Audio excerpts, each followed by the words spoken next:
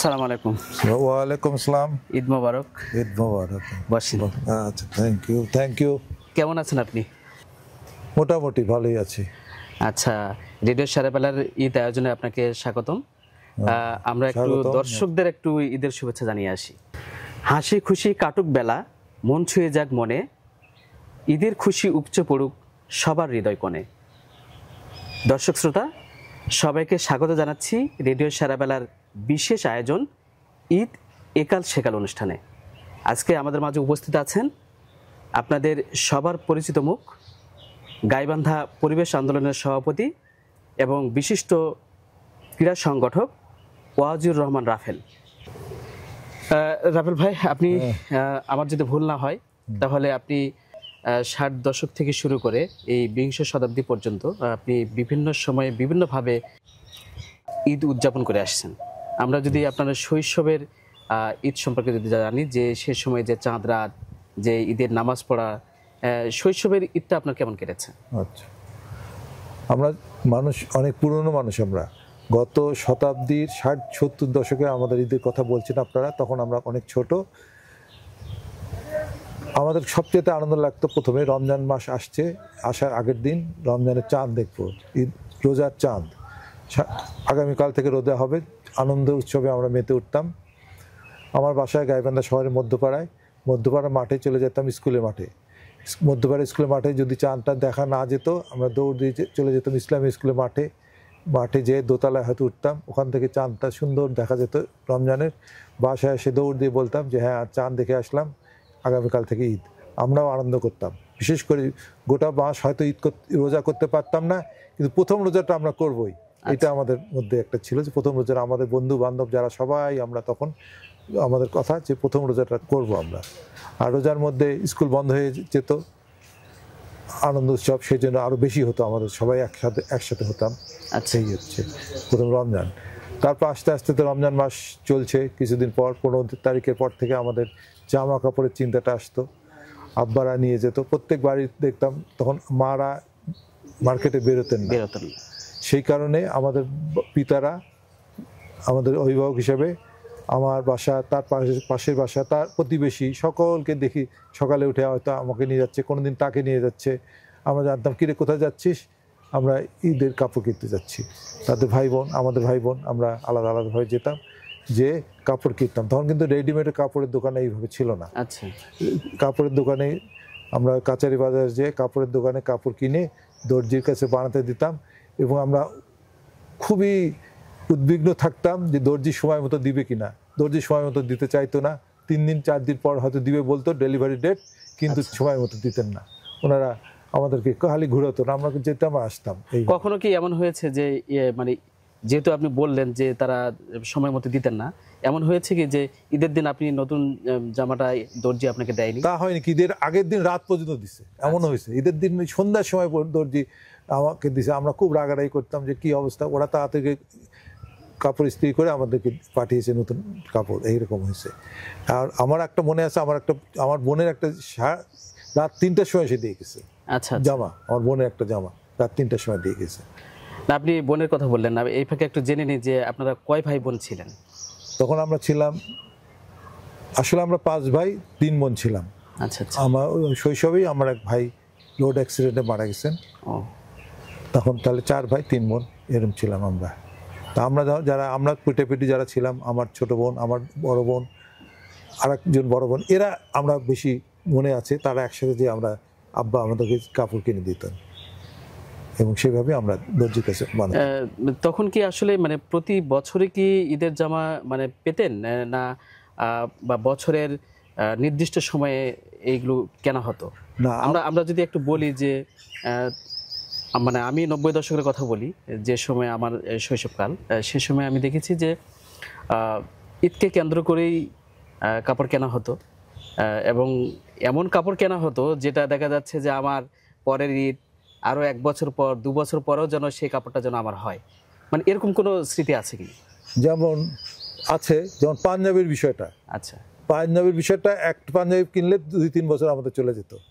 পাঞ্জাবির বিষয়টা, টুপি তখন কিনতাম, টুপি কিনলে কয়েক বছর ওই টুপিটা থাকবে, এটা থাকতো। কিন্তু শার্টটা আমাদের সাধারণত আমাদের প্রতি বছর ঈদের সময় আমাদেরকে শার্ট বা আমাদের ফ্রক আমাদের বোনদের সেটা নিয়মিত আমাদের ওই 3-4 জনের কথা বললাম, তার উপরে যারা ছিল তারা হয়তো অত পড়তেন না, কিন্তু আমাদের 3-4 জন যারা নিচের দিকে ভাই বোন তারা আমরা ওইটাই কিনতাম, ঈদের কাপড় কিনেই আমরা পরতাম।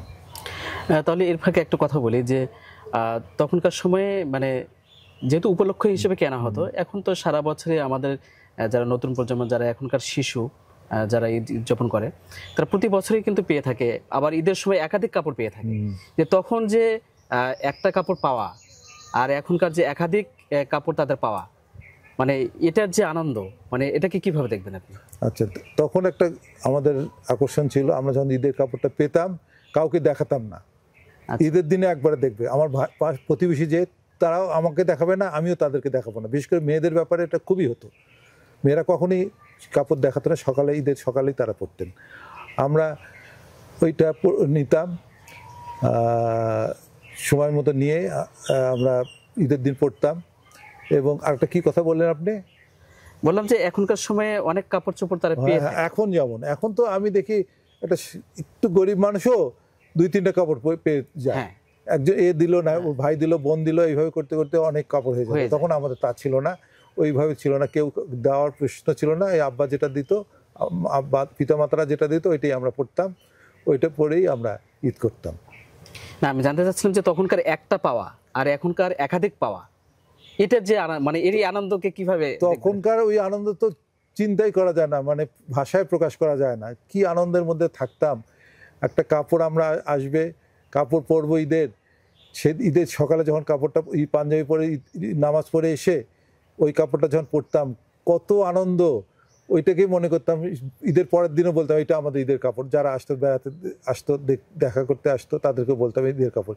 সকলে ঈদের কাপড় দেখাতো, কিন্তু একটার বেশি 2টা হতো না। আর এখন যেমন ভাবে ছেলেরা আনন্দ করে 2-3টা, আমার মনে হয় অত আনন্দ পায় না এখনকার ছেলেরা, বাচ্চারা এত আনন্দ। আগে একটা দিয়ে যে আনন্দটা পেত, এখন একাধিক কাপড় দিয়েও তারা ওই আনন্দটা হয়তো উপলব্ধি করতে পারে, উপলব্ধি করে না। খুব ইজিলি পায়, খুব স্বাভাবিকভাবেই, খুব সহজভাবে পায়। এই মানুষের তার ভাই, তার বোন বা আত্মীয় স্বজন দিত, আমাদের তো এইভাবে দেওয়ার রেওয়াজ ছিল না, যে কারণে একটাই আমাদের জন্য একটা সবচেয়ে আনন্দের বিষয় ছিল তখন। আবার এখানে একটা মানে বিষয় যদি আমরা লক্ষ্য করি যে আগে আপনি কাপড় পেয়েছেন, বাবা দিয়েছে, নয় মা দিয়েছে, কিংবা ঈদ উপলক্ষে কেউ দিয়েছে আত্মীয় স্বজনের মধ্যে কেউ, কিন্তু এখন আপনি পেয়েও থাকেন আবার দিয়েও থাকেন। হ্যাঁ, এটা কেমন লাগে আপনার? এখন তো দিতে আনন্দ লাগে। আচ্ছা, পেয়েও থাকি, ছেলে মেয়েদের কাছ থেকে পাই।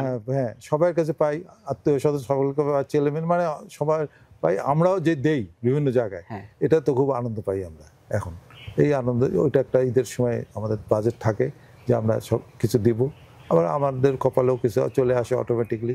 এইভাবে আমরা মানে ঈদ উদযাপন করি। রাফেল ভাই, আমরা তো অনেক কথাই বললাম আপনার শৈশবের ঈদ সম্পর্কে, নতুন জামা সম্পর্কে। আমরা একটু উঠি আর কি, হাঁটতে হাঁটতে একটা কথা বলি আপনার সাথে।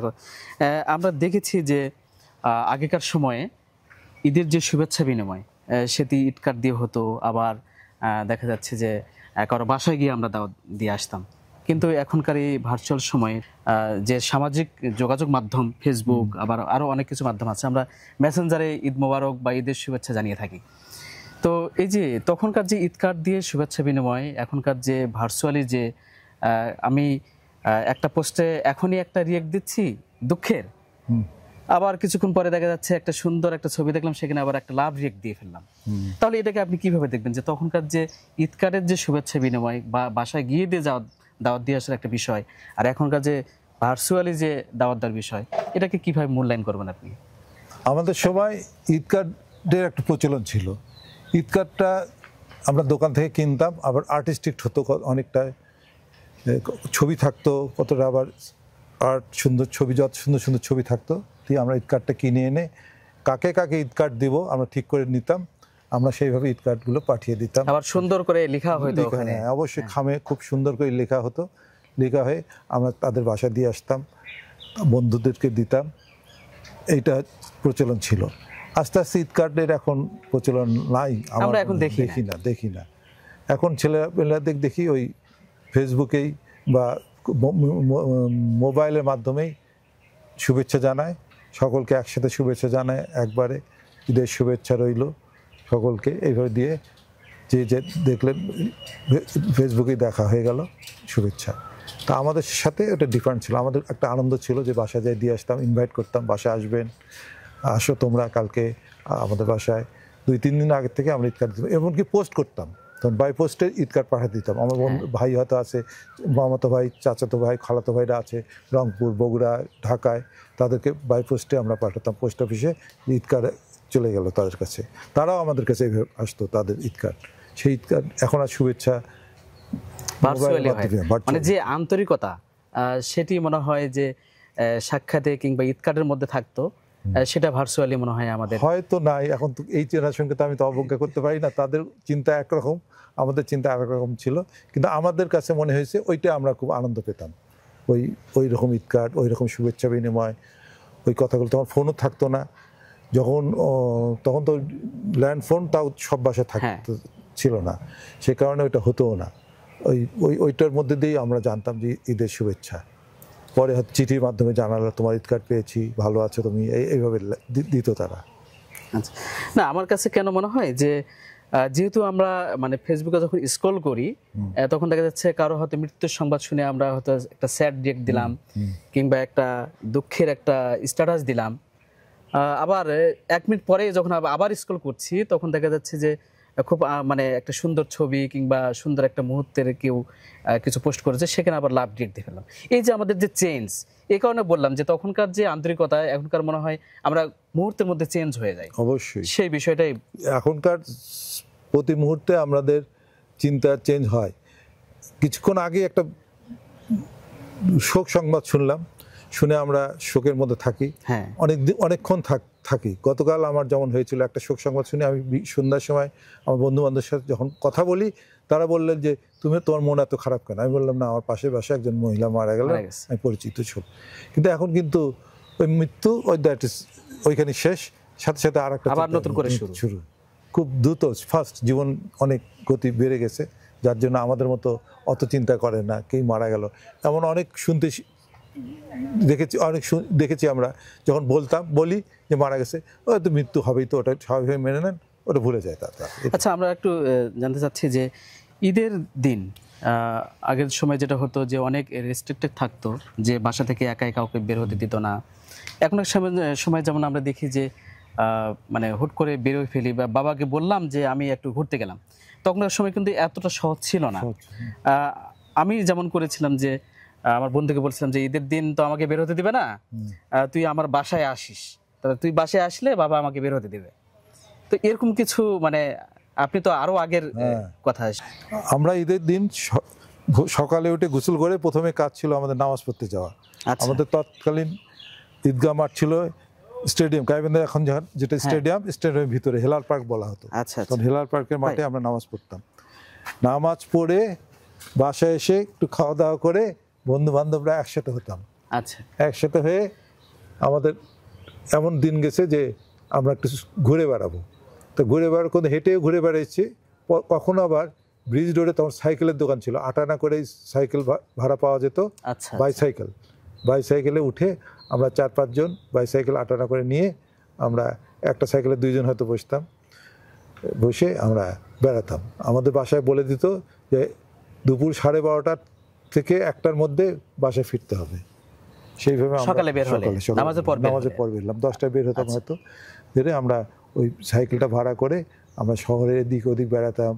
তারপর মডার্ন স্কুল, কখনো তুলসীঘাটের দিকে চলে আসতাম, তখন ফাঁকা রাস্তা, বালুর রাস্তা, তুলসীঘাট, ওইটাই একটা আনন্দ হতো। হয়ে আমরা 12:30টার মধ্যে বাসায় সাইকেলটা জমা দিয়ে আমরা বাসায় চলে আসতাম। এবং বাসায় একটা স্ট্রিক ছিল যে বেশি বাইরে থাকা যাবে না বেশিক্ষণ, কারণ ভয় পেত তখন। আচ্ছা, এখনকার সময়ে যেমন কিছু বিনোদন স্পট আমরা দেখি, যে আমরা নিজেরা মনে করি আর কি, যে যেমন পৌর পার্ক, তারপরে এসকেস ইন, আবার বালাসী ঘাট, আবার বড়দহ ব্রিজ, এগুলোতে কিন্তু ঈদের দিন আমরা লক্ষ্য করি যে প্রচুর ভিড় দেখা যায় এই জায়গাগুলো দেখার জন্য। মানে আগের সময়ে আপনারা সেই সময় কোন জায়গাগুলোকে বেছে নিতেন? আমাদের তখনকার একটা গাইবান্ধা সবচাইতে দর্শনীয় জায়গা ছিল ভিলেজ 8, যেটা এখন ATI বলে, কৃষি সম্প্রসারণ ইনস্টিটিউট, যেটা V8 বলে, এখনও V8 বলা হয়, ওই ভিলেজ 8 ওটা বলতো। ওইখানে আমরা যেতাম, ফ্যামিলিরাও যেত, অনেক ফ্যামিলি যেত বিকালবেলা, বিশেষ করে ওখানে যেত। আর যেত ঘাগট পাড়, ঘাগটের এখনকার ডিসির বাসা যে বাংলো আছে তার পিছন দিয়ে বাঁধ ছিল সুন্দর, আর ঘাগটের পানি ছিল তখন, ওই ঘাগট পাড়েও অনেকে যেতেন। আর হেলার পার্ক, হেলার পার্ক মানে এখন স্টেডিয়ামের পাশে যে পুকুরটা আছে, ওইটা চারিদিক দিয়ে চারিদিক দিয়ে পাড় ছিল, আর মাঝখানে সান বাঁধানোর ঘাট ছিল। এই জন্য হেলার পার্কেও অনেক মানুষ যেত, সন্ধ্যা পরেও ওখানে থাকতো তখন। এইভাবে আমরা বিনোদনের জায়গায় তো গাইবান্ধা তখন কম ছিল, আর তো জায়গা ছিল না তখন, বালাসিতেও যাইতে পারতাম না, বা এসকেস ইন শহর যেগুলো হয়েছে এগুলো তো হয়নি তখনও। এইভাবেই আমরা ঈদটা পার করতাম। না, আপনি একটা কথা বলছিলেন যে আপনাদের সময়ে আপনারা সাইকেল ভাড়া করে নিয়ে বের হতেন। এখন আমরা দেখি যে আমার নিজের যদি বাইক নাও থাকে, তাহলে দুলা ভাইয়ের, না হলে চাচার, না হলে বাবার, এই বাইকটা নিয়ে আমরা খুব ফোর্সে বের হয়ে পড়ি, এবং ঈদের সময় দেখা যায় যে অনেক দুর্ঘটনা ঘটে। এই তাদের উদ্দেশ্যে আপনি কি বলবেন? এই যে যেমন এটা সত্য, আমাদের বাইসাইকেলের জায়গায় মোটরসাইকেল যুক্ত হয়েছে, ভালো কথা, কিন্তু সেদিন বেপরোয়াভাবে চালায় ইয়াং ছেলেরা। এইটা আমরা খুবই উদ্বিগ্ন থাকি, উৎকণ্ঠায় থাকি যে কখন কি হয়। গার্জিয়ানরা চেষ্টা করে, তারপরও ছেলেদেরকে মানাতে পারে না। এই 2 বছর আগে আমার পরিচিত 2টা ছেলে একই সাথে মৃত্যুবরণ করলো, শুনলাম, তার মায়ের কাছে শুনেছি। মাকে বলছে দুপুরে এসে খাবো, আমরা বেরোলাম। এই দুপুরে এসে খেতে আর আসে না, কেন আসে না, পরে জানা গেল পলাশবাড়ি পার হতে যেয়ে তারা না বলেই চলে গেছে। পলাশবাড়ি পার হতে যেয়ে ওখানে অ্যাক্সিডেন্টে 2জনই, একজন মারা গেছে আগে, পরে একজন মারা গেছে। এইভাবেই মৃত্যু ঘটনাগুলো ঘটছে, দুঃখজনক ঘটনা, বেদনাদায়ক ঘটনা। আমরা চাই না এই ছেলেরা এইভাবে বেপরোয়াভাবে গাড়ি চালাক। গার্জিয়ানদেরকে অনুরোধ করি, যে গার্জিয়ানদেরকে রিকোয়েস্ট করি যে আপনারা একটু তাদেরকে বুঝান যে চালাতে পারো, স্লোলি চালাও, তাহলে হয়তো সাবধানে চালালে হয়তো দুর্ঘটনার মুখে পড়বে না। এটাই আমাদের অনুরোধ থাকলো গার্জিয়ানদের কাছে। এবং দর্শকদের উদ্দেশ্য বলি যে, দর্শক আপনারা যারা শুনছেন, যাদের উদ্দেশ্যে এটি আমাদের আজকের অতিথি বললেন, আমরা চাই যে ঈদটি কারোর বেদনার না হোক, কারোর দুঃখের না হোক, কারোর শোকের না হোক, সবার ঈদটি হোক আনন্দময়। জীবনে তো অনেক ঈদ উদযাপন করেছেন, এমন কোনো মজার ঘটনা আছে যেটা আপনাকে এখনো নাড়া দেয়, কিংবা কখনো হয়তো কারোর সামনে বলাই হয়নি সেই আনন্দের কথা? এতদিনের ঈদ কত রকম ভাবে চললো না, কতগুলো তো বেদনাদায়ক আছে। বিশেষ করে লিবারেশন পিরিয়ডে, আমি যে দুঃখের আনন্দের চাইতে বেদনাদায়ক ঘটনা, লিবারেশন পিরিয়ডের যেটা ঈদ হয়, ওইটা মুক্তিযুদ্ধ চলাকালীন 71-এর সময় যখন ঈদ হয়, সেই ঈদে উদযাপনটা খুবই বেদনাদায়ক হয়েছে বাঙালির জীবনে। অনেকে ঈদ মাঠে যেতে পারেনি ভয়ে, অনেকে গেছে, অনেকে যেতে পারেনি। সেবার আমার মনে আছে আমার পিতারা চলে গেছে, কিন্তু বাচ্চাদেরকে বলছে না তোমরা থাকো, যাওয়ার দরকার নেই। এইটা সেদিনের বেদনাদায়ক। সেদিন বেড়াতে পারিনি আমরা, সেদিন ভয়ে, কিন্তু ঘরের ভিতর থেকে ঈদ করতে হয়েছে। এটা হচ্ছে বেদনাদায়ক। আর আনন্দের দিন তো অনেক কিছুই হয়েছে। আমরা যেটা বললাম সাইকেলের ব্যাপারটা তো খুবই আনন্দ হতো। কখনো নদীতে যে গোসল করতাম, এখন মনে হচ্ছে নদীতে যে আমরা মডার্ন স্কুলের ওইখানে নদীটা ছিল, তখন বাঘ ছিল, ঘাগরের মডার্ন স্কুল গাইবান্ধায়। আমরা সাইকেল করে যখন সাইকেলটা রেখে নদীতে গোসল করতাম। গোসলটা করতাম কেমন করে, অনেকে সাঁতার জানতো, অনেকে সাঁতার জানতো না, কিন্তু আমরা সাঁতার শিখেছিলাম, যে কারণে আমরা সুন্দরভাবে পার করতাম। যারা জানতো না তাদেরকে ধরে ধরে আমরা ডুবাই দিয়ে আবার উঠে নিতাম। এইভাবে আমরা ঈদের একটা আনন্দ আসতো আমাদের। নদীতে গোসল করা এটা বিরাট ব্যাপার, সেই ঘাগট আর নাই। রাফেল ভাই, ঈদ নিয়ে তো অনেক প্রশ্ন নিয়ে অনেক উত্তরই জানা হলো। তো আরেকটি প্রশ্ন ছিল যেটি খুব এখন মিস করি, যে আগে তো আমাদের 51বর্তী পরিবারে বড় হয়েছে, অনেক মানে ফ্যামিলি। আমাদের পরিবারে যেমন আমি 27 জন পরিবারের সদস্য ছিল আমাদের পরিবারে। তো তখনকার যে ঈদ উদযাপন, একসঙ্গে সবার যে আনন্দ ভাগাভাগি করে নেওয়া, আবার আত্মীয় স্বজনের বাড়িতে বেড়াতে যাওয়া, এখন তো পরিবার অনেক ছোট হয়ে গেছে। কেউ দেখা যাচ্ছে ঢাকাতে ঈদ করছে, কেউ দেশের বাইরে ঈদ করছে, কেউ গাইবান্ধার বাইরে ঈদ করছে। তো আমরা যদি একটি দেখি যে এখনকার সময়ে যে ঈদ উদযাপনের যে বিষয়টি, আত্মীয় স্বজনের বাসায় যাওয়া, আপনি তো দুটোই দেখেছেন, মানে কেমন লক্ষ্য করেন এখন? আমাদের সময় একটা কথা ছিল যে আমাদের আত্মীয় স্বজনের বাসায় যেতে হবে, আমার আশেপাশে পাড়া প্রতিবেশীদের বাসায় যেতে হবে, যে গুরুজনদেরকে সালাম করতে হবে। আচ্ছা, নামাজ পড়ে এসে প্রথমে কাজটা ছিল হচ্ছে পাড়া প্রতিবেশী আত্মীয় স্বজন যারা ছিলেন তাদের গুরুজনকে সালাম দিতে হবে, সালাম করতে হবে বাসায় যেয়ে। এবং বিকালের দিকে আবার আমাদের আর একটু দূরে যারা আত্মীয় স্বজন বড় সিনিয়ররা আছে, চাচা চাচি, তাদেরকে বড় ভাইরা আছে, তাদেরকে সালাম করতে হবে। এটা আমাদের একটা কাজ ছিল, সেটা আমরা করতাম। আর একসাথে তো আমরা ঈদ করতাম, অনেক ভাই বোন, সে একটা আনন্দ।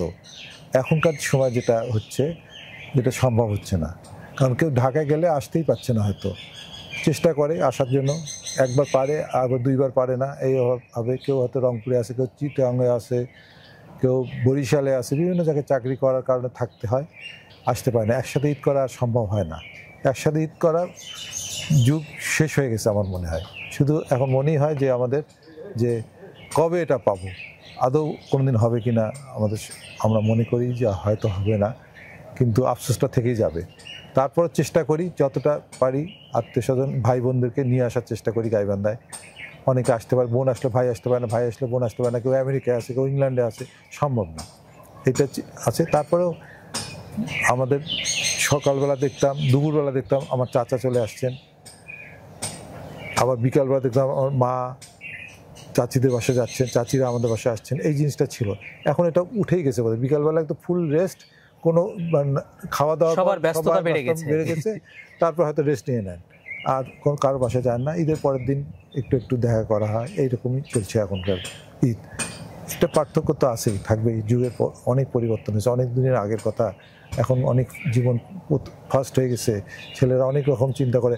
আর একটা জিনিস আছে, আজকালকার ছেলেরা তো আত্মীয় স্বজনকেও অতখানি গুরুত্ব দেন না, হয়তো মনের থেকে দেয়, কিন্তু বাহ্যিকভাবে সময় হয় না তাদের, নিজের আন্তরিকতা সম্পর্কের দিক থেকে অনেক দূরত্ব তৈরি হয়ে গেছে। অবশ্যই দূরত্ব হয়েছে, কোনো নিজের ভাই বোন ছাড়া তার বাইরের চাচাদের কাছেও যেতে চান না, তারা খালাতো ভাইদের কাছেও যেতে চান না। কিন্তু আমরা সব খালাতো ভাই, চাচাতো ভাই সবাইকে চিনতাম, সবাইকে একসাথে আসতাম, সেটা আর হয় না এখন। এটাই হচ্ছে এখনকার আর আগেকার দিনের পার্থক্য।